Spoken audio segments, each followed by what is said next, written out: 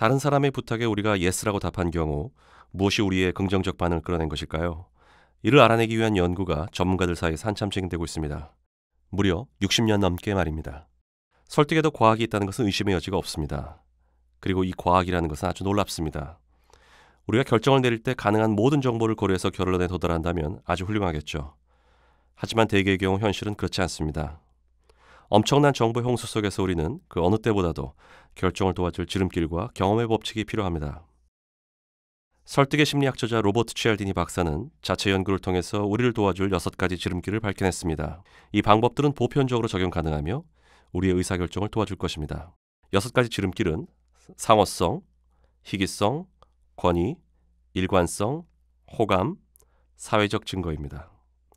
이 6가지를 이해하고 윤리적으로 적용한다면 다른 사람들이 우리의 부탁을 들어줄 가능성은 현저히 높아질 것입니다.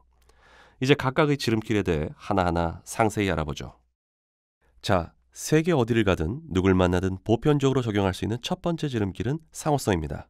간단히 말해서 우리가 누군가로부터 특정 행동, 선물 또는 서비스를 먼저 제공받았다면 그것을 다시 돌려줘야 하는 의미감을 느낀다는 것입니다.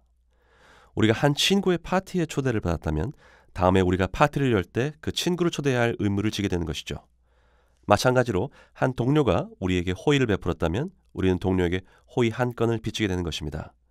이것을 사회적 의무라는 맥락에서 보면 사람들은 자신이 빚진 사람에게 예스라고 답할 가능성이 커지게 되는 이치입니다. 상호성의 원칙은 레스토랑 연구에서 잘 나타납니다. 여러분이 레스토랑에 갔을 때 웨이터가 여러분에게 작은 선물을 하나 주었을 것입니다. 보통 계산서를 가져왔을 때쯤이겠죠. 디저트로 나온 음료나 민트 사탕 하나였을 수도 있는데요. 민트 사탕 하나가 여러분이 남길 팁 금액에 영향력을 행사할 수 있을까요? 설마라고 생각할지 모르지만 바로 그 민트 사탕 하나가 아주 놀랄만한 차이를 가져옵니다. 식사 후 손님들 각각에게 민트 사탕 하나씩을 주었을 경우 팁 금액은 3% 정도가 상승하는 것으로 나타났습니다. 재미난 것은 이 경우 민트 사탕을 2개씩 주게 되면 팁 금액은 2배로 뛰지 않습니다. 무려 4배 이상 올라가게 됩니다. 14%였던 것이죠. 이 연구에서 제일 재미있는 점은 다음입니다.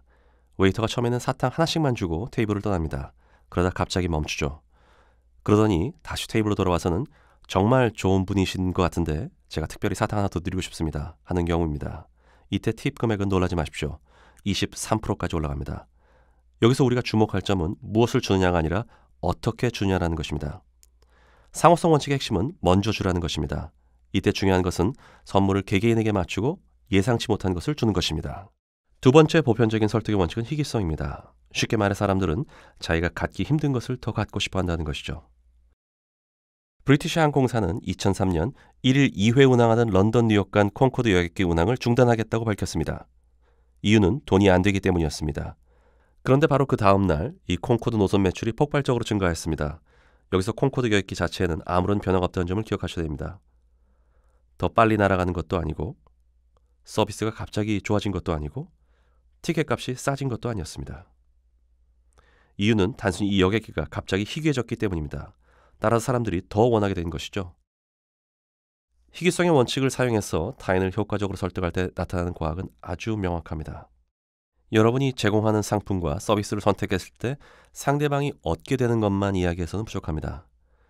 여러분의 제안이 가진 독특한 점뿐만 아니라 여러분의 제안을 받아들여지지 않았을 때 상대방이 갖게 될 손실이 무엇인지를 알려주어야 합니다. 세 번째 설득의 원칙은 권위입니다. 특히 불확실성이 높을 때 사람들은 신뢰할 수 있는 전문가의 의견을 따르게 됩니다. 예를 들어 물리치료사가 권장하는 운동을 환자들이 더 잘 따르게 하고 싶다면 치료실에 자격증이나 면허증을 걸어놓는 것이 더 효과적입니다. 주차장 이용 고객에게 요금을 주차료 징수기기가 아닌 자신에게 내라고 할 경우 사람들은 평상복을 입은 사람이 요청할 때보다 제복을 입은 사람이 요청할 때 선선히 지불할 가능성이 더 큰 것도 바로 이 원칙 때문입니다. 여기서 과학이 알려주는 것은 설득을 시도하기 전에 여러분이 신뢰할 만한 전문가라는 신호를 먼저 보내라는 것입니다. 물론 여기에도 문제는 있을 수 있습니다. 즉 자기 스스로가 잠재 고객들에게 자기가 얼마나 똑똑한 사람인지 떠들고 다닐 수 없다는 것이죠. 하지만 이럴 때는 자신의 똑똑함을 대신 알려줄 제3자를 만들면 됩니다. 심지어 과학적 연구 결과에 따르면 여러분을 소개하는 사람이 여러분과 관계가 없는 사람이고 긍정적 소개를 해주는 제3자가 득을 보는 경우에도 권위의 원칙은 작동한다는 것입니다. 한 부동산 중개업체는 부동산 감정 건수뿐만이 아니라 뒤이은 부동산 계약 건수도 동시에 늘릴 수 있었는데요. 비법은 바로 고객 문의에 대한 리셉션의 응대 방법 때문이었습니다. 즉, 리셉션에서 직원들의 자격 및 전문성에 대해서 먼저 언급하고 나서 담당 직원에게 전화를 연결했던 것입니다. 예를 들어 고객이 임대건으로 문의를 하면 임대 말씀이시죠? 샌드라 씨가 임대 분야 경력이 15년이 넘으니 잘 도와주실 수 있을 것입니다. 연결해 드릴게요 라고 합니다. 또 부동산 매매건으로 문의를 하면 세일스 팀장 피터와 말씀 나눠보시죠. 20년 넘게 매매를 담당했거든요. 전화 돌려드리겠습니다 라고 응대하는 식이죠. 이런 전문성을 언급하는 전화 응대로 이 회사의 고객 면담 건수는 20% 상승했고 계약 건수도 15%나 증가했습니다. 이 정도면 설득의 과학을 활용한 작은 변화치고는 결과가 나쁘지 않죠. 더군다나 이러한 변화는 윤리적이고 비용도 전혀 들지 않습니다. 다음 원칙은 일관성입니다. 사람들은 자신이 과거 했던 발언이나 행동과 일치된 모습을 보이려는 속성이 있습니다. 일관성의 원칙은 설득 이전에 상대방을 작게라도 개입시킬 수 있는 요소를 찾아냄으로써 활성화될 수 있습니다. 전문가들은 한 유명한 연구에서 새삼스럽지도 않은 사실을 발견했는데요. 아주 소수의 사람들만이 자신의 집 앞마당에 보기 흉한 안전운전 캠페인 표지판을 세운 데 동의한 것입니다.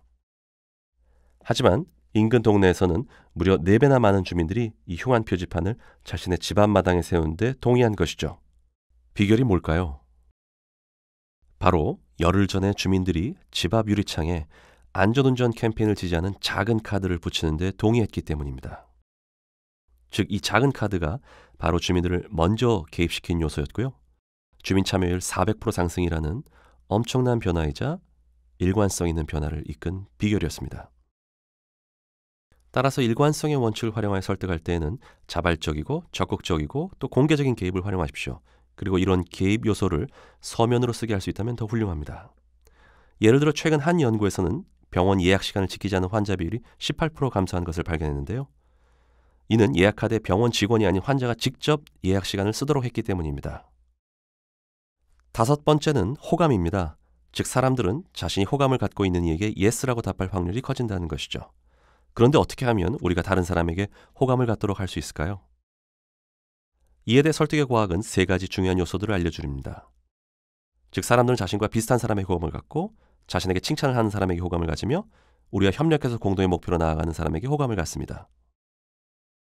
최근 온라인상에서 점점 더 많은 소통을 하는 만큼 이 3가지 요소들이 온라인 협상에서 효과적으로 적용될 수 있는지 여부를 살펴볼 만합니다. 일련의 협상에 대한 연구를 2그룹의 MBA 학생들 대상으로 진행했습니다. 양쪽 모두 명문 MBA 학생들로 한 그룹은 시간은 돈이다. 바로 비즈니스로 들어가십시오. 라고 지시를 받았습니다. 이 그룹은 55%가 서로 합의에 이르렀습니다. 2번째 그룹은 협상에 들어가기 앞서 상대방과 개인적 정보를 교환하고 서로의 공통점을 찾아내고 그리고 나서 협상을 시작하라는 지시를 받았습니다. 이 그룹에서는 약 90%가 성공적인 합의점에 도달했습니다. 이 호감의 원칙을 잘 활용하려면 다른 사람과의 공통점을 찾은 후 진실된 칭찬을 건네고 비즈니스에 들어가십시오. 마지막 설득의 원칙은 사회적 증거입니다. 이것은 사람들이 확신이 없는 경우 다른 사람의 행동을 보고 자신의 의사를 결정한다는 것입니다. 여러분께서 호텔에 가셨을 때 화장실에 작은 안내 카드를 걸어두고 객실 손님들에게 수건과 침대 시트를 재사용하도록 설득하는 것을 보신 적 있을 것입니다. 대부분의 호텔은 수건 재사용이 가져오는 환경보호 효과로 투숙객의 관심을 끌려고 노력하고 있습니다. 이는 사실상 매우 효과적인 전략이고 수건 재활용률 35%를 이끌어냈습니다. 그런데 이보다 훨씬 효과적인 방법도 있습니다. 조사에 따르면 4일 이상 투숙하는 고객 중 약 75%는 투숙 기간 중 어느 한 시점에서는 수건을 재사용하는 것으로 나타났습니다. 그렇다면 여러분들이 이 사회적 증거의 원칙을 활용해서 안내 카드에 간단한 내용 하나만 추가해보면 어떨까요? 즉, 투숙 고객 중 75%는 수건을 재사용하고 있습니다. 고객 여러분께 협조 부탁드립니다. 라고 말이죠. 그랬더니 무려 수건 재사용률이 26%나 증가했습니다. 그렇다면 다음번에 여러분이 호텔에 투숙할 때 안내카드에 다음의 내용이 적혀 있다고 상상해보죠. 이 방에 머문 투숙객 중 75%가 수건을 재사용하였습니다. 무슨 생각하실 것 같나요? 아마나 이렇게 생각하시겠죠? 설마 그 수건이 이 수건은 아니겠지? 다른 분들과 마찬가지로 이 안내카드가 여러분의 행동에 조금 더 영향을 미치지 않을 것이라 생각할 것입니다.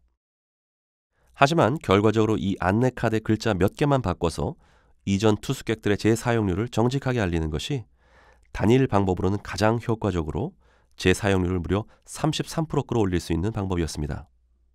여기에서 과학이 주는 메시지는 우리 자신의 능력으로만 다른 사람을 설득하기보다는 상당수의 다른 사람들이 이미 하고 있는 행동을 보여줌으로써 설득할 수 있다는 것입니다. 특히 다수의 비슷한 사람들을 예로 든다면 더 효과적입니다.